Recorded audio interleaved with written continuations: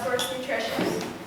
He works with CHEP to provide nutritional assessment and counseling to Cornell student athletes and also assistance to the athletic department, staff, and coaches. Cornell is his alma mater as he graduated in 2003 with a degree in nutritional sciences.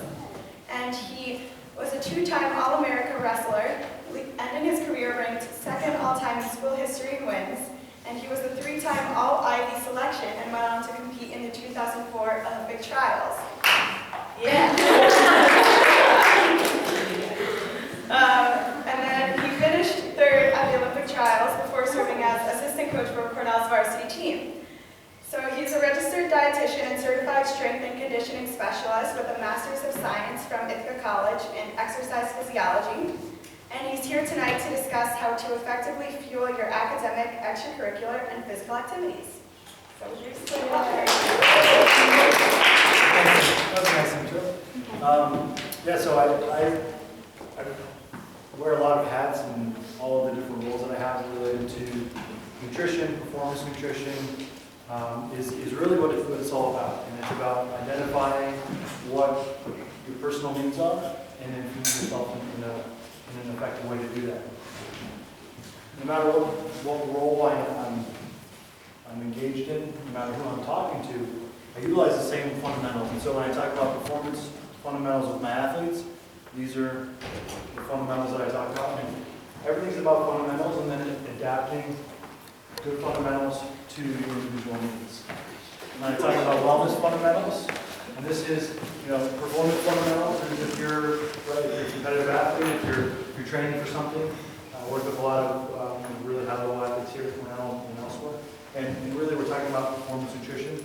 And wellness fundamentals are really the exact same.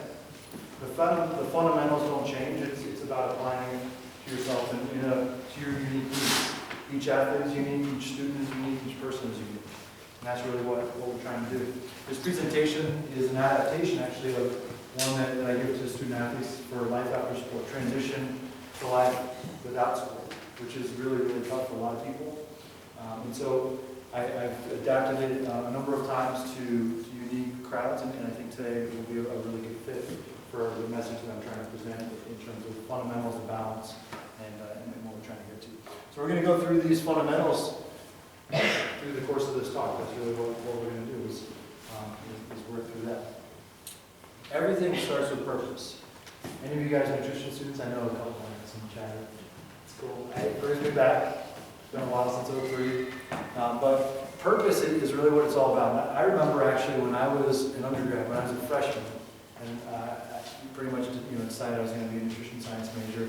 Didn't really know what that meant.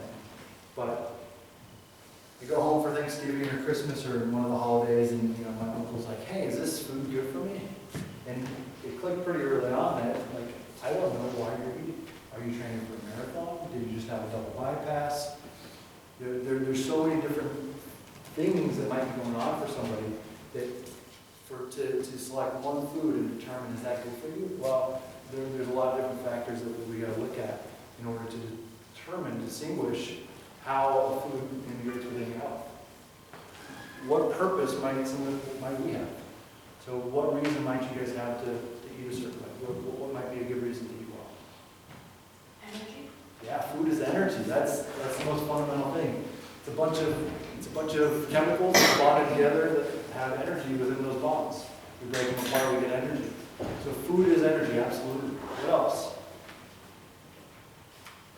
Whether it's being a student or being an athlete or recreational athlete, what might we need food for?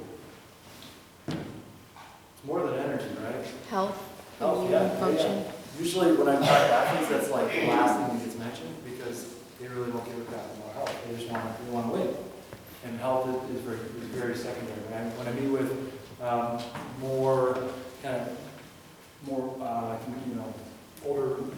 older population, older group that are dealing with health issues, absolutely, health is a big thing. Nutrition industry is a multi-billion-dollar industry, so clearly it's more than just health, it's more than just food. What else might we be looking for? Performance. Yeah. So to win at whatever we're doing, whether it's in school, whether it's on the field or on the road. Further development, so going through different stages of life, Yeah. So it's a developmental.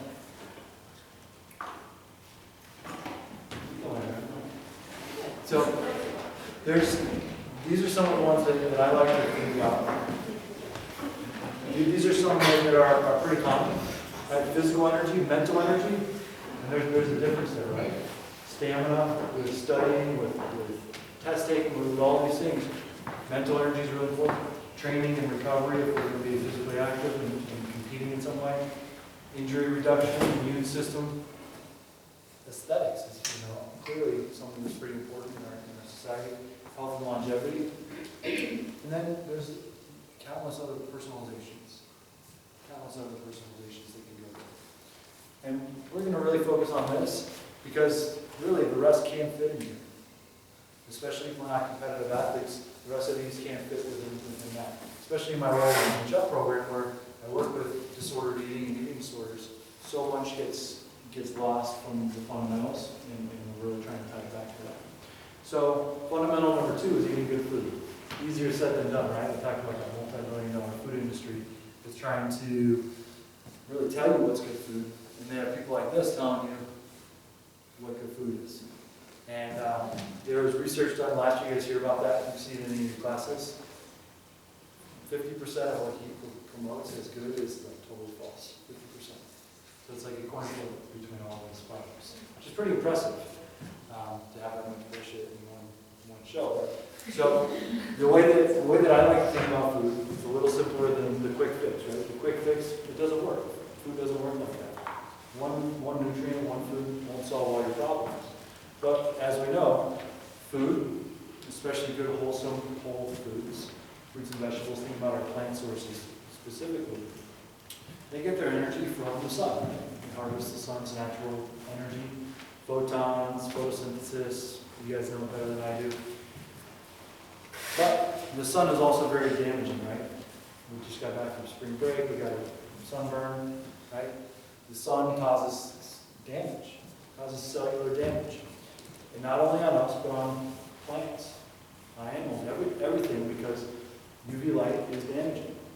So these tomatoes, while they're doing a great job of putting energy in this very condensed form called a tomato that we will eat, well, they also have to resist cell damage. And in resisting cell damage, they develop a whole system called phytochemicals, a bunch of chemicals, a lot of us know about that, but phytochemicals work together in concert within that cell, within that organism, to resist cell damage. They do the same thing once we ingest it. And so each food that we eat has the potential to reduce inflammation, to reduce cell damage within our body. That can be pretty helpful, right? When might we have cell damage? When might we have inflammation? Disease, absolutely. Disease. Aging, the number one effect of aging is inflammation. It's an inflammatory process that really makes us degenerate. What else? For young student athletes like yourself, when might you? Yeah, training. Did I hear something else? Yeah, injuries, training, all of these things. You think about lifting weights. You tear your muscles down. That's how you get stronger. You tear them down, you get sore, they rebuild bigger and stronger. Well, that's inflammation. If you eat whole foods that have lots of different nutrients, that helps to reduce that inflammation, the inflammatory process. Illness, right? We're just getting almost into spring maybe, but all of the colds, all the flus, that's really a function of inflammation as well.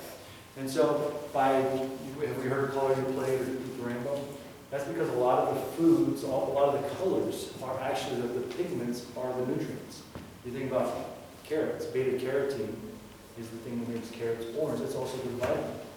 Beta carotene, vitamin A. And so the same thing in a lot of these different fruits and vegetables. The skin is often the most condensed form of the antioxidants. And so that's why we want to choose a lot of different colors so that we can get a lot of different nutrients to reduce inflammation. Food is medicine, right? Not one magic food, but good, wholesome food. Now, it doesn't have to be perfect. You don't have to love tomatoes to get good nutrients. And it's a continuum. And I'm not saying ketchup's health food. And I'm not saying it's your best choice. But if we could choose closer to the source, right, our default can and probably should be the closest to the natural product. But if we choose somewhere down the line, that doesn't make it bad food. And the point here with this continuum, the idea of a continuum is, we don't need to think of good food versus bad food, which is what the industry really, that's how they make their money. Our food's good, that food's bad. And so then you're going to buy the product. But really, there's a continuum. And eating in the dining hall, eating in college town, there's so many different challenges being a student to eating the best food that you need to be a little bit flexible, because there's not good versus bad. There's decent options and then there's better options, and you want to default to the better options. Same thing could be true with our boneless, skinless chicken breast. We have some big chicken, that's really good too. It's less processed even. I'm not really sure what that is. I think General Tso or something. Chicken wings is probably not a health food, but there's some inherent quality to that, absolutely. There's some good protein. Maybe they're baked, I don't know. Surely the wings there, the chicken fingers are baked. Pretty cool. And then there's these, right? Not our best option. Also some groundbreaking research. I think it was that last year. Did you hear about that? Again, less than 50% chicken meat. What else could it be? Just chicken organs, all the leftover chicken. Yeah, that's right. It's like, it's chicken product. it's chicken product. But it's not necessarily meat. Exactly. That was a very concise analysis. If they put that on the package, I don't think it would make us want to do it. And there's balance, right? And we have to make an informed decision. But we want to choose closer to the source. There's not good versus bad, and maybe there's a reason why we would eat that, and that's a choice, but that's not our default, right? For a lot of people, that's their default protein. And that's probably not going to be our best pathway to a healthy diet. So I want to just cover briefly, because not all of us are dietetic students, and even those that are, it's good to hear kind of a different model of how to think about these nutrients. And our macronutrients are really, they're the fuel for our engine. And we're definitely high-performance vehicles like this. And if we are going to be accelerating, if our car is going to be moving forward, then we're going to be burning carbohydrates. Carbs are the key to physical energy. If we're moving, if we're thinking, we need carbs.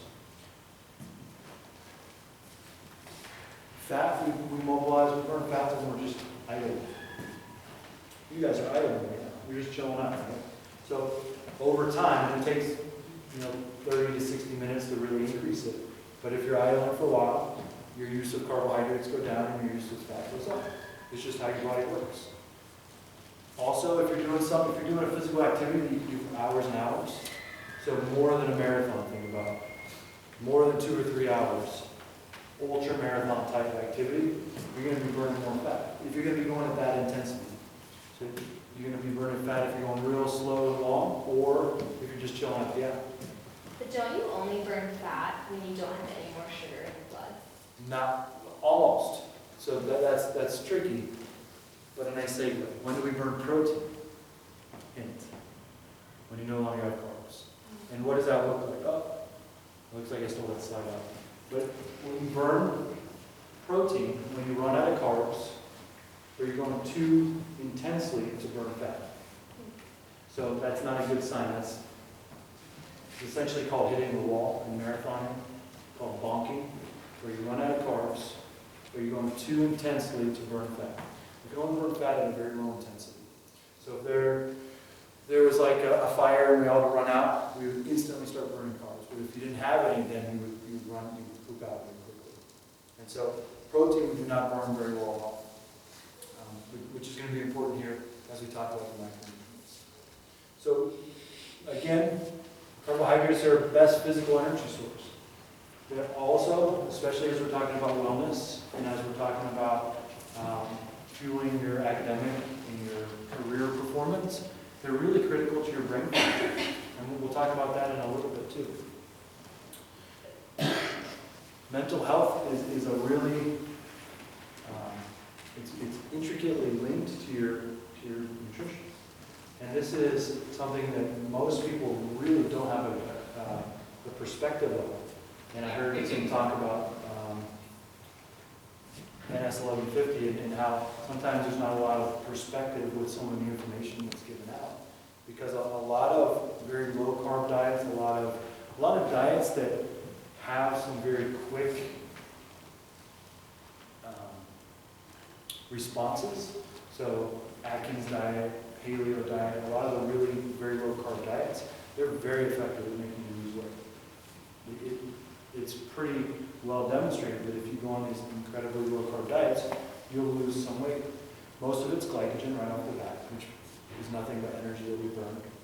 But over time, as your body recognizes that there's not enough energy to do the physical and mental work that you need to do, you no longer have enough energy to build neurotransmitters like serotonin. Anybody know what serotonin does? Yeah, it's a happy drug of your brain. Yeah. Serotonin, it stimulates the pleasure center in your brain. And also it stimulates digestion in your gut. And so as food and especially carbohydrates become insufficient, carbohydrates are the backbone of serotonin. And so if you don't have enough of the backbone to build these happy transmitters, neurotransmitters in your brain, well then you're not happy. And depression, anxiety, obsessive compulsiveness, these things really go up. And that really can trigger a cycle, almost a spiral of disordered eating that's triggered actually with really healthy eating. And there's a name for that. Anybody know the name for that? Orthorexia, yeah. And it starts with just clean eating. And there's certain words that indicate that maybe it's a little bit too much. And clean eating is one of them, where you cut everything out that's processed, everything that's bad. And then the body actually doesn't have enough to go around, and the brain starts to slow down in terms of the serotonin, and it can cause some mental health issues. Disorder eating, eating disorder are some of them, but depression, anxiety can also be primary and then lead to the other ones as a result of that underfueling. Not all carbohydrates are the same, as we know, right? There's a difference between whole grain, whole wheat, and sugar. And if we think about carbohydrates having two variables that we're going to look at, one is the length of the chain of the carbohydrate. Think about like a can of Coca-Cola or soda or whatever it is. Every single sugar is essentially this line. It's two carbon chains, so two little sugar molecules glued together, and it's very small. And when you ingest it, it goes into your gut, into your small intestine. We have really quick and really efficient transport mechanisms to get sugar of that size, very small ones, from our gut into our blood. And when that happens, we get a big sugar spike in our blood. Well, when sugar spikes, there's a hormone that gets released from our pancreas called insulin. And insulin is really like this little locksmith. Insulin goes around and unlocks little different cells in our body. And if you're at rest and you have sugar, insulin comes out and gets out the key to your adipose tissue, opens up your fat cells, and the sugar rushes in. And some of it's made into body fat. But the really important thing is that if you have that sugar, you end up needing lower energy pretty quick. And so if you're snacking on sweets at night, which tends to happen, and you're thinking that's going to help you focus for studying, you get a sugar spike, sugar crash, and you're left low energy. We do this because we've seen 3-year-olds eat candy, right, on Halloween. And so they get the sugar crash, or sugar spike, sugar crash. But this is kind of the pattern that we tend to get into in our study habits oftentimes, and we'll talk about how to beat that. The alternative is something that's really long chain, a starch. Examples of starches? Potato, banana, if you eat it green. Potatoes is the classic one. Pasta, we'll think about white rice. Not really high fiber yet. But if we're thinking about long chain carbohydrates, it's essentially look at hundreds and thousands of these sugar molecules that are glued together. And so when we ingest it, obviously we can't absorb it, it's too big.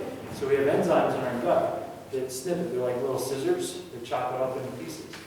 Well, they don't start at one end like you're chopping an onion or something and chop it like that, but it just randomly selects it. So over time, instead of getting a spike over, say, like 10 minutes, you have some that are short enough to absorb, some that are medium, and some that are still long, as it randomly attaches to the carbohydrate starch molecule. And so you get more consistent energy, less storage in places that you don't want it, et cetera, et cetera. Well then, there's a second variable, and it's fiber. So you have the length of the chain, but if you add fiber, fiber is like it's a protective coating.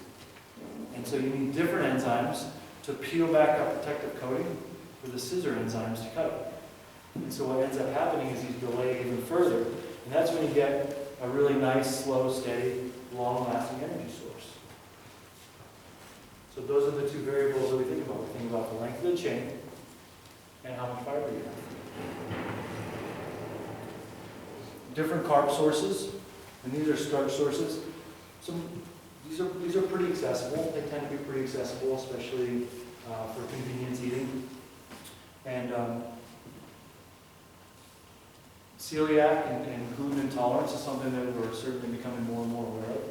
And there's plenty of good sources, especially if you're not a competitive endurance athlete. That makes it pretty challenging. But things like brown rice, quinoa are great examples.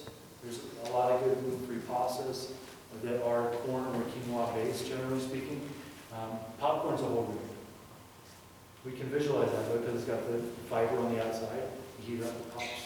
Fiber's still there. Vegetables like potatoes, sweet potato, corn, peas, these count in terms of how our body uses them as fuel types within the starch source. I saw some research a couple years ago that like 70% of Americans were eating enough vegetables if you counted potatoes for the French fries, or when you discount it, it's like 12% or something. Speaks to our chicken nugget phenomenon, right? Protein is a little bit simpler even to think about. Protein is built up of amino acids, 20 different amino acids that make up proteins. And when we eat protein, we break it down. Well, we break it down into amino acids, we absorb them, and then we rebuild our own proteins. And we rebuild our own proteins in the muscles, organs, immune system, connective tissue, brain tissue, so many different things. Essentially, if we're building stuff, we need protein. Critical for recovery, and that's from training and just from life. We're always rebuilding stuff. Protein is not used very well for energy. Eating more protein than we need is really not all that helpful because we just convert it to energy. And we don't do it very well. We feel pretty crummy. So mega doses of protein are not super helpful. This is just a list of protein sources. Fish, poultry, beef. We'll talk about fats in a second, but effectively, saturated fats come back and it's not all that bad in terms of the meta-analysis of research. So we want to choose a lean source of protein when we can, but having a little bit of fat's not going to rule too. Even dairy. Our plant sources, beans, nuts, having some soy in there, eggs, dairy are all very effective sources as well. Now fat. I think the word's gotten out on fat, right? It's not bad necessarily. I think 5 years ago, if I did this presentation, when I said that, there was no, eating fat makes me fat. That's not the case at all. In fact, eating cholesterol doesn't give me high cholesterol. You guys hear that about eggs? It's not just egg, but it's saturated fat in general and cholesterol. There's no link between eating fat or eating cholesterol and how it deals with our blood lipids.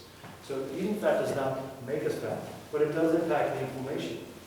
And choosing plant and especially fish sources of fat helps to reduce inflammation in our body. That can be a little bit confusing because a lot of processed food, like Cheetos, I wouldn't necessarily perceive that to be one of my default options on the continuum. It's not my best corn source.